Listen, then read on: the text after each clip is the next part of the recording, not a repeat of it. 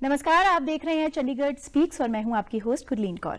आज इस कार्यक्रम में हम बात करेंगे ट्राई यानी कि telecom regulatory authority of India के बारे में, इसके निर्माण से लेकर इसके उद्देश्य के बारे में, इससे जुड़ी हर छोटी जानकारी के बारे में। आज हमारे साथ जो मेहमान मौजूद हैं वो ट्राई यानी कि भारतीय दूरसंचार नियामक प्राधिकरण के संयुक्त एडवाइजर श्री जयप्रकाश जी। इनका लगभग 27 साल का अनुभव है इसी क्षेत्र में।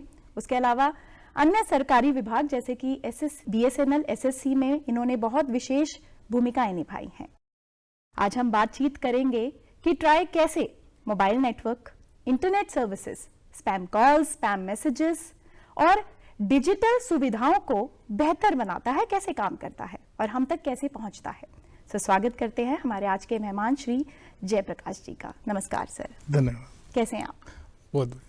सबसे पहले जो इम्प्लीमेंटेशन हुआ इसका और आज की तिथि में आप इसको कितना सक्सेसफुल मानते हैं, ट्राई के इम्प्लीमेंटेशन को?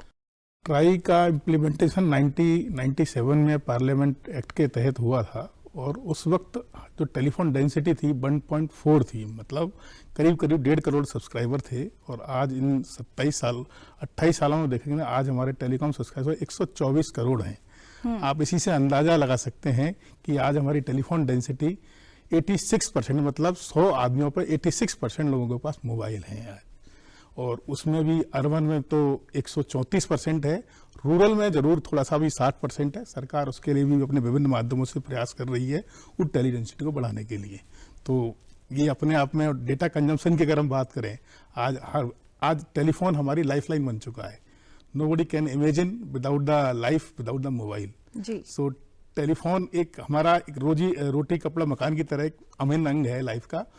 तो आज डेटा की इतनी डिमांड है कि आज हमारा पर टेलीकॉम जो सब्सक्राइबर का डेटा कंज्यूम हो रहा है वो लगभग 22 GB है, जो करीब जो 2014 में ये हमारा करीब 400-500 MB था। तो आप इसी से अंदाजा लगा सकते हैं कि ट्राई ने इस टेलीकॉम सेक्टर के ग्रोथ के लिए कितना काम किया है।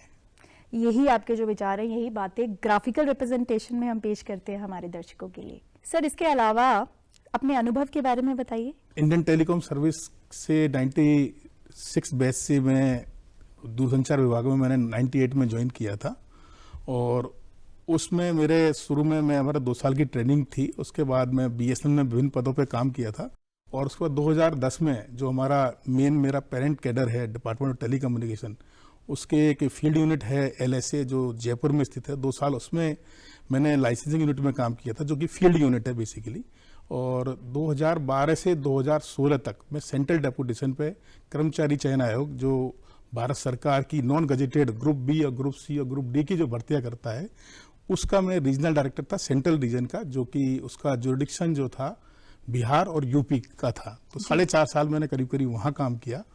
उसके बाद फिर मैंने 1 साल करीब BSNL में as a GM development Jaipur में काम किया। उसके बाद करीब मैं 3.25 साल as a vigilance head Rajasthan circle का BSNL में मैंने उसमें वर्क किया। और उसके बाद 2023 से मैं यहाँ as a joint adviser regional office TRAI Jaipur में कार्य कर रहा हूँ। सर, अगर आसान भाषा में मैं पूछूँ हमारे दर्शकों के लिए, लेमन में, तो ट्राई क्या काम करता है असल में? ट्राई का मुख्य उद्देश्य है कि ट्राई टेलीकॉम और ब्रॉडकास्टिंग सेक्टर की ऑर्डरली ग्रोथ के लिए काम करता है, जिससे कि एक इंडिया को इस हाई स्पीड जो इंटरनेशनल ग्लोबल सोसाइटी में है एक अग्रणी भूमिका निभा सके। साथ ही अपने जो रेगुलेशंस हैं, जो इंटरकनेक्शंस हो गया, टैरिफ हो गया, और अपना इसे क्वालिटी ऑफ सर्विसेज, जो कि टेलीकॉम कंज्यूमर को जो सेवाएं देते हैं उसकी गुणवत्ता पे अपने रेगुलेशंस बनाता है। साथ ही साथ जो टेलीकॉम कंज्यूमर्स हैं हमारे, या ब्रॉडकास्टिंग भी है, अब 2004 से हम ब्रॉडकास्टिंग सेक्टर को भी रेगुलेट कर रहे हैं और उनके हितों की रक्षा के लिए भी काम करता है। और इनके जो हमारे सर्विस प्रोवाइडर हैं उनके बीच में एक फेयर और एक हेल्दी कंपटीशन हो, उसको भी सुनिश्चित करता है। यूजर प्रोवाइडर्स हैं, इनके बीच में हेल्दी कंपटीशन है। काफी इंडस्ट्रीज में हमने देखा, रिसेंटली एविएशन में भी एक मोनोपोली बनती है और फिर क्राइसिस आता है। क्या इस इंडस्ट्री में, टेलीकॉम इंडस्ट्री में, हम वो मोनोपोली हमें दिखती है या क्राइसिस आने की संभावना है? आप इसको कैसे देखते हैं? ये मोनोपोली नहीं है, अभी अभी कह सकते हैं कि मेजर टेलीकॉम जो शेयर है हमारे जियो और एयरटेल, दो बड़े ऑपरेटर्स के पास है, लेकिन वोडाफोन को भी आपने भी कभी देखा होगा, सरकार उसको प्रयास कर रही है उसको करने का। और बीएसएनएल को भी एक मेक इन इंडिया 4G जो आपने टेक्नोलॉजी स्टैक के बारे में सुना होगा, तो उसके तहत भी बीएसएनएल को रिवाइव करने के लिए काफी प्रयास किए जा रहे हैं। और बीएसएनएल के माध्यम से जहां कनेक्टिविटी, रूरल कनेक्टिविटी, जहां ये बड़े ऑपरेटर नहीं पहुंच पा रहे हैं, वहां उसको सरकार यूएसओएफ एक फंडिंग होती है, यूनिवर्सल सर्विस ऑब्लिगेशन फंड, उसके माध्यम फंडिंग करके या सपोर्ट करके उसको पहुंचने का, दूर दूर एरियाज तक पहुंचने का प्रयास कर रही। तो ऐसा कहना कि मोनोपोली की तरफ है, ऐसा नहीं, मैं नहीं मानता। सर, जैसे आपने बताया ट्राई के फंक्शंस के बारे में, ये जो मोबाइल नेटवर्क है, इंटरनेट सर्विसेज हैं, इसकी गुणवत्ता को सुधारने के लिए ट्राई कैसे काम करता है? ट्राई इनकी गुणवत्ता को सुधारने के लिए इसका एक रेगुलेशन बनाया हुआ है क्वालिटी ऑफ सर्विसेज को लेके। अभी लास्ट ईयर अगस्त 2024 में इस जो रेगुलेशन को काफ़ी इसको रिवेम्प किया गया, और जो नॉर्म्स हैं इनके, जो सेवाओं की गुणवत्ता के नॉर्म्स हैं, उनको काफ़ी टाइट किया गया है। और 2028 तक उसको प्रोग्रेसिवली और टाइट किया गया है, और उन मानकों का सुनिश्चित की पालना हो, उसके लिए जो हमारे सर्विस प्रोवाइडर हैं उनसे मंथली, क्वार्टरली रिपोर्ट ली जाती है, और उस रिपोर्ट की इंटीग्रिटी चेक करने के लिए हमने थर्ड पार्टी ऑडिटर्स होते हैं जो रिपोर्ट्स को चेक करते हैं और डेटा को चेक करते हैं कि वो डेटा रिपोर्टेड सही है या नहीं। और साथ ही साथ ट्राई जो है, जो एक्चुअल में जो फील्ड में जो सेवाएं हैं उसको टेस्ट करने के लिए ड्राइव टेस्ट हम बोलते हैं टेक्निकली वर्ड, जो सिम कार्ड से मोबाइल कॉल जनरेट करते हैं, डेटा कॉल जनरेट करते हैं, वॉइस कॉल जनरेट करते हैं विद इन द ऑपरेटर और इंटर ऑपरेटर जनरेट करके, उनके जो रिजल्ट्स हैं उनको ट्राई की वेबसाइट पे डालते हैं, मीडिया में भी शेयर करते हैं, और जो उसमें जो कमियां पाई जाती हैं उनको ऑपरेटर के साथ शेयर करके उनको करेक्टिव एक्शन के लिए उनको कहा जाता है। स्पैम कॉल सर, ये फ्रॉड मैसेज, अनचाहे मैसेज, इन पे कैसे निगरानी रखी जाती है? इनके लिए ट्राई ने एक telecom commercial communication customer preference regulation 2018 में लाया हुआ है, जिसके की तहत हर कस्टमर अगर कोई पर्टिकुलर सेक्टर से कंप्लेंट चाहता है, अपनी प्रेफरेंस, डीएनडी प्रेफरेंस जिसे बोलते हैं, वो रजिस्टर कर सकता है। वो चाहे तो सारी कॉल्स को ब्लॉक कर सकता है, प्रोमो कॉल को ब्लॉक कर सकता है, चाहता है कि वो पर्टिकुलर बैंकिंग से कॉल आनी चाहे तो वो अपनी प्रेफरेंस उस पर रजिस्टर कर सकता है। साथ ही साथ उसमें किस दिन कॉल आनी चाहिए, किस टाइम पे कॉल आनी चाहिए, उसमें वो भी प्रावधान है।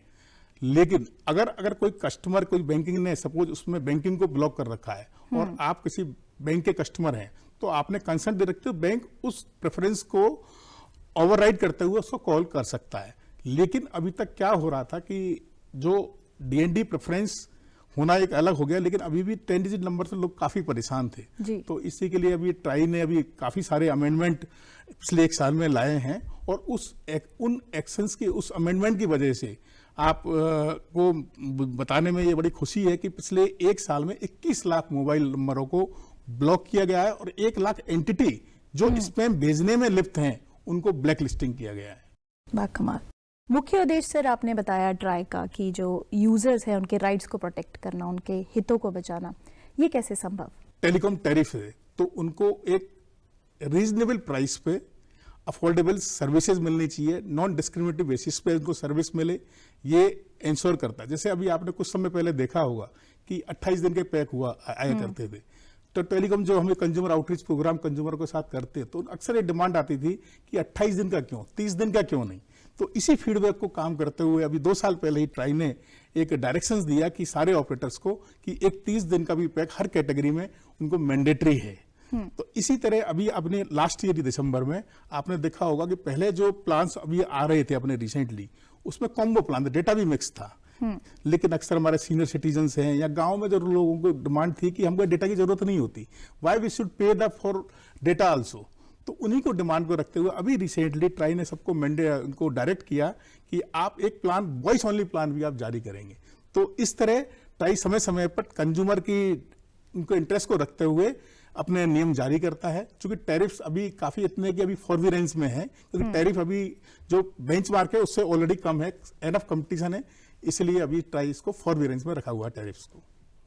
सर, केबल और डीटीएच की बात करें तो उस पर कैसे निगरानी रखी जाती है? केबल और डीटीएच की निगरानी के लिए भी इसी पे भी 3 तरह के रेगुलेशंस हैं जो हमारे एक क्वालिटी ऑफ सर्विस को कंट्रोल करता है, एक आपस के जो हमारे डिफरेंट स्टेक होल्डर्स हैं उनकी कनेक्टिविटी कैसे हो, और एक काम करता है उसके टैरिफ्स को लेके।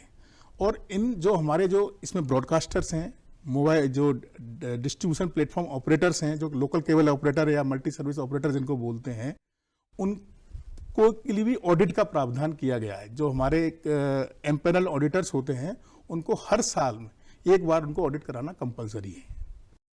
सर, आपने कंज्यूमर के प्रोटेक्शन की राइट की तो बात करी, उसके अलावा यदि उनके पास कोई समस्या हो उसका हल कैसे होता है? उसकी समस्या के लिए ट्राई ने एक 2 tier system prescribe, consumer addressal system prescribe किया हुआ है। उसको एक 198 तो एक जनरल नंबर है, और इनके सबके टोल फ्री नंबर भी हैं, अलग से नंबर्स भी हैं, वो वहाँ कंप्लेंट कर सकते हैं।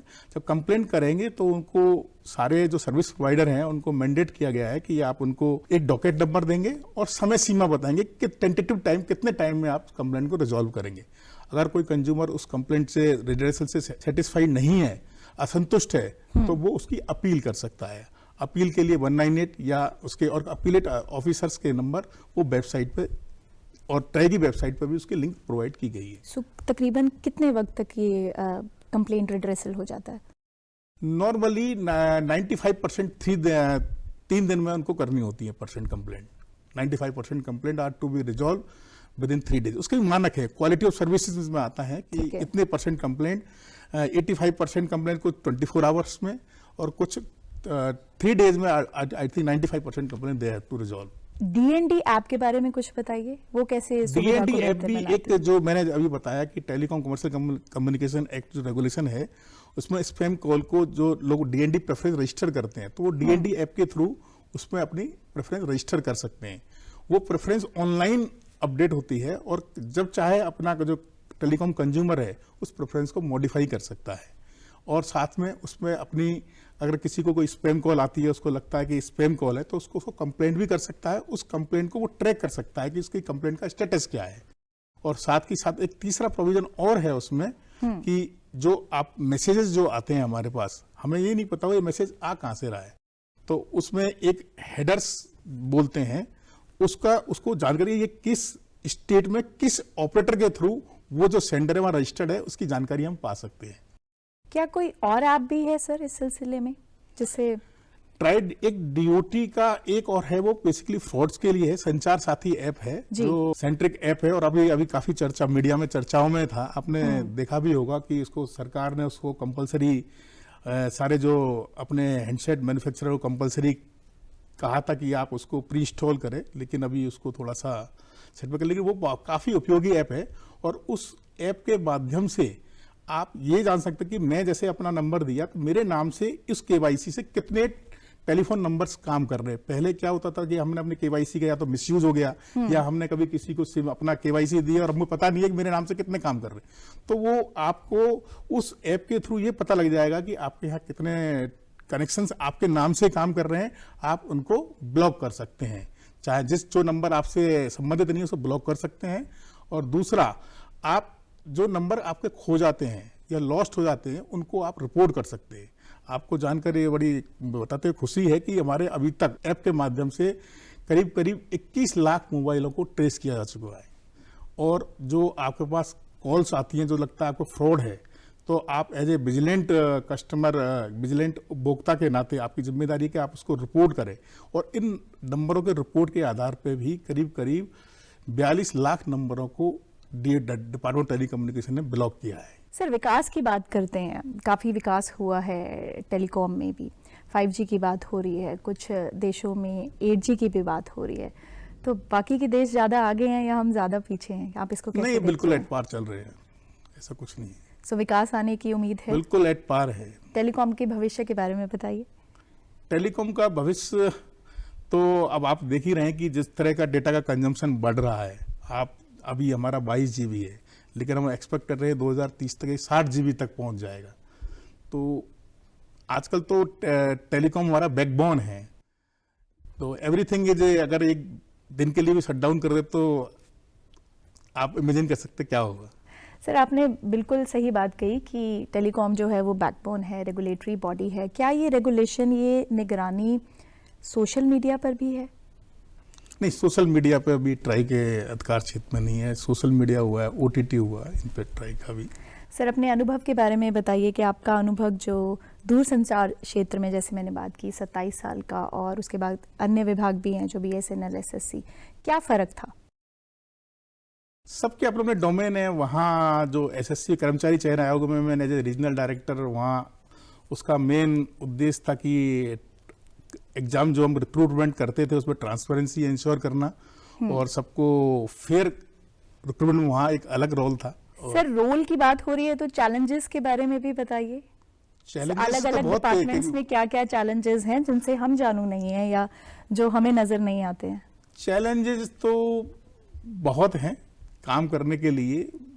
अभी भी ऐसा नहीं है कि अभी टेलीकॉम जो सेवाएं हैं अभी भी बहुत दूर दूर तक गांवों में कनेक्टिविटी नहीं है, जबकि आपका जैसे मैंने पहले भी बताया कि टेलीफोन डिजिटल कनेक्टिविटी मस्ट। आजकल डिजिटल कनेक्टेड वर्ल्ड में कनेक्टिविटी होना बहुत ज़रूरी है, तो गांव-गांव तक पहुंचना ये भी एक बहुत बड़ी अभी है। अभी भी आज भी हमारे 100 आदमियों पर 100 पर्सन्स पर 60 आदमियों के पास टेलीफोन कनेक्शंस हैं रूरल एरियाज में, तो ये बहुत बड़ा गैप है। इस गैप को भरने के लिए सरकार एक भारत नेट हमारा एक प्रोजेक्ट है, उसके तहत ग्राम पंचायतों पर फाइबर पहुंचाया गया है। और एक अभी आपने 4G जो प्रोजेक्ट है उसके तहत भी 4G टावर गांव-गांव में लगाए जा रहे हैं, जहां हमारे ये जो बड़े ऑपरेटर्स हैं जहां नहीं पहुंच पा रहे, उसके तहत हर जो अनकनेक्टेड एरियाज हैं वहां तक पहुंचने का प्रयास किया जा रहा है। सर, जैसे ट्रू कॉलर है ना, लेमन भाषा में हम बात करते हैं, ट्रू कॉलर के बारे में सब कुछ पता है, तो ट्राई भी कोई ऐसी ऐप लॉन्च करने वाला है जिससे अनआइडेंटिफाई जो यूजर है या कॉलर है, रिप्रेजेंटेटिव है, उसके बारे में हमें पता लगे? एक कॉलर नंबर प्रेजेंटेशन CNAP बोलते हैं, उसकी ट्राई ने एक रिकमेंडेशंस दी थी और उसको हमारा जो डिपार्टमेंट ऑफ टेलीकम्युनिकेशन है उसने उसको एक्सेप्ट करते हुए एक पायलट प्रोजेक्ट हरियाणा में चलाया था। तो अभी क्या होता है, जो नंबर आपके पास जो डिस्प्ले हो रहा है वो बेसिकली एक्चुअल नंबर नहीं है जिस नाम से आपको सिम जारी हुई है। वो नंबर वो है जो ट्रू कॉलर बेस्ड टाइप के ऐप्स जो आपके कॉन्टैक्ट के बेसिस पे जो मैक्सिमम जो लोगों ने आपका नंबर सेव किया वो नंबर डिस्प्ले होता है। कई बार उस नंबर का मिसयूज भी होता है। आप फ्रॉडस्टर उसका इम्पर्सोनेट करके कि मैं पुलिस डिपार्टमेंट से बोल रहा हूँ या ट्राई के नाम से बोल रहा हूँ, DOT के नाम से उसका मिसयूज करते हैं। अब इस जो कॉलिंग नंबर प्रेजेंटेशन स्कीम है जिसके तहत ये प्रयास किया जाएगा, उसमें वो नंबर प्रेजेंट होगा जिस नाम से आपने KYC कराई है। तो इससे जो हम साइबर फ्रॉड और जो स्पैम्स हो रहे हैं उससे बचा जा सकेगा, उसी को एक कम करने का एक प्रयास है। सर, रेटिंग को लेके एब्रिविएशन है आपका CDR, उसके बारे में कुछ बताइए। रेटिंग एक डिजिटल रेट, आज जैसे कि है कि digital connectivity is very important for every person जी। और आजकल जो मैक्सिमम डेटा कंजम्पशन है, आजकल अगर 100 GB डेटा कंज्यूम हो तो 80% data are being consume in the inside the buildings. तो वहाँ कनेक्टिविटी अच्छी हो, गुणवत्तापूर्ण हो, उसकी रेटिंग के लिए लास्ट ईयर ही टेलीकॉम ट्राई ने एक रेगुलेशन लाया है डिजिटल रेटिंग को लिए, डिजिटल कनेक्टिविटी रेटिंग के लिए एक रेगुलेशन लाया और उसको रेटिंग प्रदान करने के लिए एक एजेंसीज भी एम्पेनल्ड की हैं। इन एजेंसीज के माध्यम से जो हमारे प्रॉपर्टी मैनेजर्स हैं वो अपनी बिल्डिंग की रेटिंग करा सकते हैं कि उसमें जो हमारे रेगुलेशंस में 1 स्टार से 5 स्टार तक रेटिंग का प्रावधान है। जैसे आपके किसी बिल्डिंग में कितने वायरलाइन सर्विस प्रोवाइडर हैं, कितने मोबाइल सर्विस प्रोवाइडर हैं, उनका कनेक्टिविटी का उनका सिग्नल लेवल कैसा है, क्वालिटी कैसी है, तो उन सब के आधार पर उन पे जो रूम टेलीकॉम रूम अलग से है नहीं, उनमें कितने फ्लडिंग मेजर्स है नहीं, UPS है नहीं, या उनके जो कनेक्टिविटी जो केबल को इनसाइड लेके जा रहे हैं उसमें डुप्लीकेट पाथ है या नहीं, उन सारे पैरामीटर्स पे उस पर रेटिंग का प्रावधान है। तो उससे अगर किसी बिल्डिंग को 5 स्टार रेटिंग है तो वी कैन एंश्योर दैट कि इस बिल्डिंग में सारी तरह की डिजिटल सेवाएं उपलब्ध है। तो इस तरह का एक रेगुलेशन है। अभी चूंकि ये अभी भी नया आ रहा है, अब प्रॉपर्टी मैनेजर को एंगेज करके उनको प्रमोट कर रहे हैं कि वो ज़्यादा से ज़्यादा इसको ऑप्ट करें और अपनी डिजिटल रेटिंग उसकी अपनी बिल्डिंग की करवाएं। TDSET के बारे में सर जानकारी दीजिए, और कोई ट्रिब्यूनल भी है किसी रिड्रेशनल के लिए? कोई इनिशियली जब ट्राई को बनाया गया तो जो जुडिशियल डिस्प्यूट्स होते थे जो जी उनको पावर टेलीकॉम ट्राई के पास ही थी, और 2000 में इस तरह की पावर्स को अलग करके TDSET ट्रिब्यूनल बनाया गया जो उस तरह के जो ऑपरेटर के डिस्प्यूट्स होते हैं उनको TDSET हैंडल करता है। जैसे लगे अपीलेट ट्रिब्यूनल है जो इस डिस्प्यूट्स के जो सर्विस जितने भी स्टेक होल्डर्स के डिस्प्यूट्स को वो वहाँ हैंडल करता है। सर ऐसा सुनने में आया है, मैं श्योर तो नहीं हूँ कि ये ब्रॉडकास्टिंग को लेके जो रेज हैं, जो सिग्नल्स हैं, ये थोड़ा इंजूरियस टू हेल्थ है, इसमें कितनी सच्चाई है? इसमें सच्चाई बिल्कुल भी नहीं है। जो हमारे इंटरनेशनल नॉर्म्स जो इंडिया ने अडॉप्ट किए हैं वो है international norm ICINRP, international commission for non ionization radiation. ठीक है। उसके जो स्टैंडर्ड्स हैं उसके भी डबल स्ट्रिंजेंट स्टैंडर्ड्स इंडिया में लागू किए गए हैं, और जितने भी हमारी मोबाइल टावर्स हैं उनके जो उन नॉर्म्स को पालन करना होता है, उनके रिजल्ट्स को वेबसाइट पर उपलब्ध हैं। अगर कोई कंज्यूमर को लगता है कि मैं इनके टावर जो है ये टावर का रेडिएशन से ज़्यादा आ रही है, तो एक नॉमिनल फीस है 4,000 की या 5,000 रुपये की, उसको फीस को पे करके वो अपने उसको टेस्टिंग करवा सकता है। ऐसा कहना कि यहाँ इसके रेज हानिकारक है, तो रेडिएशन तो शुरू से रहा है। इवन अगर हम दूरदर्शन की टावर की जो हम पहले बात, उनकी टावर का तो रेडिएशन, उनका जो वाटेज है उनको बहुत ज़्यादा हुआ करता था, जबकि ये रेडिएशन तो हर जगह है, सूरज से भी रेडिएशन निकलता है। जबकि जो हम रेडिएशन इस्तेमाल करते हैं उनका लेवल तो वो बहुत ही लो फ्रिक्वेंसी बैंड में होती है, और उनका पावर लेवल इतना नहीं होता कि हमारे जो सेल्स हैं बॉडी के उसको वो म्यूटेट कर सके। तो ये कहना कि रेडिएशन खतरनाक है बिल्कुल गलत, मिथ्या है, और कोई इसमें कोई सच्चाई नहीं है। कोई ऐसा क्लिनिकल प्रूफ नहीं है कि रेडिएशन हमारे शरीर को नुकसान पहुंचाती है, ऐसा कोई क्लिनिकल प्रूफ नहीं है। जैसे शुरुआत की थी सर हमने कि निर्माण से लेकर अभी तक आपने बताया कि ट्राई कितना सक्सेसफुली काम कर चुका है, कितनी टेक्नोलॉजिकल एडवांसमेंट्स आ चुकी है। तो जाते जाते हमारे दर्शकों के लिए कि ट्राई के भविष्य के बारे में, तो कैसे ट्राई की वजह से जो हमारा राष्ट्र है वो टेक्नोलॉजिकल नेशन बन चुका है। ट्राई, मैं तो यही कहूंगा कि try is committed for safe, secure and healthy telecom environment and committed to protect the consumer interest of our telecom and broadcasting sectors.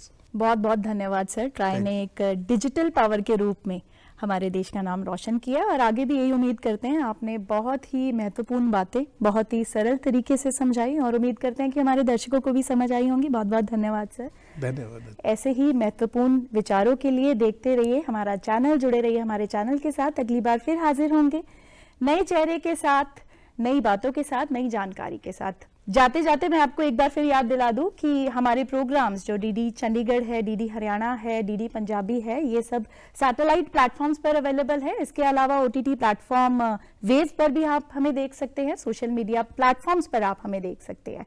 यदि आपका कोई सवाल है, कोई सुझाव है, कोई सजेशन है, आप हमें लिख सकते हैं hopchandigarh@gmail.com पर। ये फ्लैश हो रहे हैं टीवी स्क्रीन पर। धन्यवाद, जुड़े रहिए हमारे चैनल के साथ। नमस्कार। नमस्कार।